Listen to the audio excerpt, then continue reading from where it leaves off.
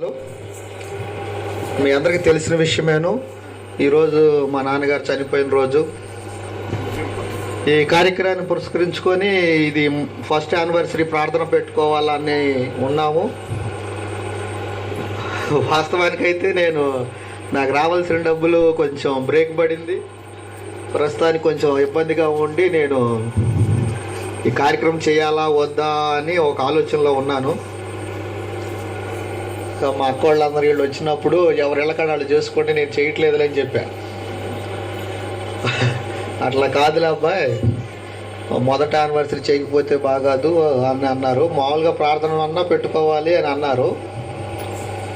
మేము అవసరమైతే నలుగురు ఉన్నాం, నలుగురివి తలా 2000 ఇస్తాము, మీరు జరిపించండి అన్నారు.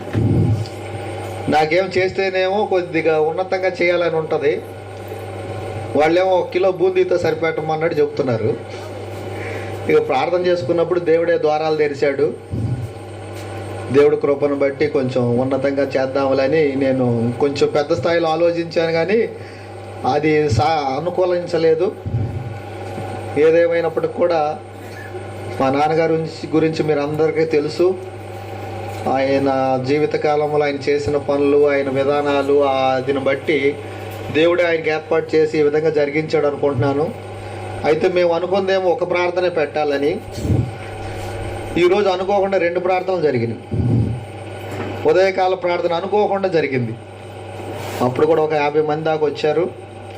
ఇప్పుడు అది దేవుడి కృప అనుకుంటున్నాను. దేవుడు కూడా నాకు డబ్బులు లేవు అనుకుంటున్నాను, కానీ ఈ రూపాయి లేకుండా అన్నీ జరిగిపోయినాయి. మరి ఎంతో ఖర్చు అంతా కూడా జరిగిపోయింది. అందరి సహకారం, అన్నిటికీ ముంచి దైవజనుల ప్రార్థన. మా ఇంటి దగ్గర చాలాసార్లు దైవజనుల్ని ఆహ్వానించి ప్రార్థన పెట్టుకునే వాళ్ళని ఈ మధ్యకాలంలో తగ్గింది. దానివల్ల ఏమో మరి తెలియదు. మీరు మా గురించి, మా కుటుంబం గురించి ప్రార్థన చేయాలని ప్రతి ఒక్క దైవజనుడిని పేరు వరుసన నేను కోరుకుంటున్నాను. మా ఇంట్లో ఉన్న దోషాలు కానీ, ఏదో సైతాన్ శక్తులు కానీ, మాలో నడవడిక పరివర్తన వచ్చే విధానంలో కానీ మీరందరూ అనుదిన ప్రార్థనలో జ్ఞాపకం చేసుకుంటున్నారని తెలుసు. అయినా కూడా ఈ సంఘం ముఖ్యంగా మిమ్మల్ని ఒక మాట అడుగుతున్నాను.